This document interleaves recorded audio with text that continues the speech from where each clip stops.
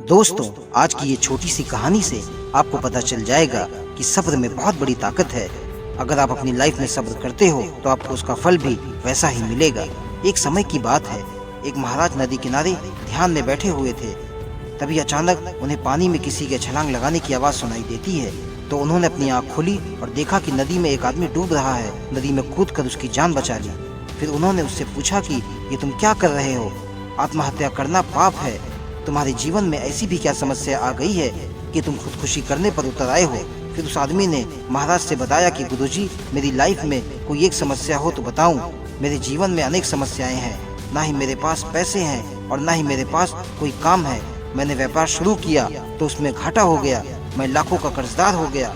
लोग मेरे पीछे पड़े हैं, मुझे जान से मारना चाहते हैं। अब आप ही बताइए मैं क्या करूँ? मुझे खुदकुशी करने के सिवा और कुछ सूझ भी नहीं रहा है। ये बात सुनकर महाराज ने उससे कहा कि चलो मेरे आश्रम, वहीं चलकर बात करते हैं। दोनों लोग आश्रम आ गए। फिर गुरुजी ने उसे समझाते हुए कहा कि देखो, मेरे पास तुम्हारी सारी समस्याओं का समाधान है, लेकिन उसकी एक शर्त है। उस आदमी ने कहा कि गुरुजी, आप बस समाधान बताइए, मैं आपकी हर शर्त मानने के लिए तैयार हूँ। गुरुजी ने कहा कि अगर तुम हमारे आश्रम में 1 साल तक रहकर हमारे आश्रम की सेवा करोगे तो तुम्हारी सारी तकलीफें दूर हो जाएंगी। ये बात सुनते ही वो आदमी सोचने लगा। तो महाराज ने उसे समझाते हुए कहा कि तुम तो वैसे भी आत्महत्या करने जा रहे थे, उससे अच्छा है कि तुम यहाँ आश्रम में रहकर कुछ पुण्य का काम कर लो, जिससे तुम्हारी सारी तकलीफें दूर हो जाएंगी। गुरुजी के समझाने पर वो आदमी मान गया और आश्रम में रहकर वहाँ के संत, साधु, महाराज सबकी सेवा करने लगा। पूरा मन लगाकर आश्रम की सफाई, उसकी देखभाल करने लगा। समय बीतता गया और 1 साल पूरे हो गए। फिर महाराज ने उससे पूछा कि तुम्हें अब कैसा लग रहा है? उस आदमी ने महाराज को बताया कि गुरुजी, अच्छा लग रहा है, लेकिन मेरी समस्याएं अभी तक कम नहीं हुई हैं। उस आदमी की ये बात सुनकर महाराज मुस्कुराए और फिर उन्होंने उसे एक मिट्टी का घड़ा देते हुए उससे कहा कि इस घड़े में तुम रात में जो कुछ भी डालोगे, अनाज, पैसा, सोना, चांदी, वो सब कुछ दूसरे ही दिन घड़े से भर जाएगा। ये बात सुनते ही वो आदमी खुश हो गया। फिर महाराज ने उसे आगे बताया कि लेकिन तुम्हें इस बात का ध्यान भी रखना होगा कि ये घड़ा कभी टूटने ना पाए। अगर ये घड़ा टूट गया तो तुम वापस अपने पुराने स्थान पर आ जाओगे। इस घड़े से बनाया हुआ तुम्हारा सब कुछ नष्ट हो जाएगा, तुम्हारी सारी संपत्ति खत्म हो जाएगी। ये बात सुनकर वो आदमी एक पल के लिए डर गया, लेकिन फिर उसने महाराज से कहा कि महाराज, आप चिंता ना कीजिए, इस घड़े को मैं अपनी जान से भी ज्यादा संभाल कर रखूंगा। इतना कहकर वो आदमी उस घड़े को लेकर जाने लगा।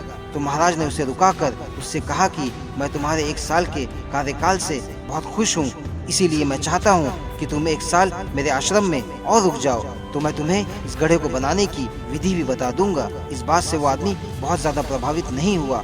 उसे बस इस बात की घाई थी कि वो जितना जल्दी हो सके अमीर बन जाए, पैसे वाला बन जाए, अपनी सारी तकलीफें दूर कर ले।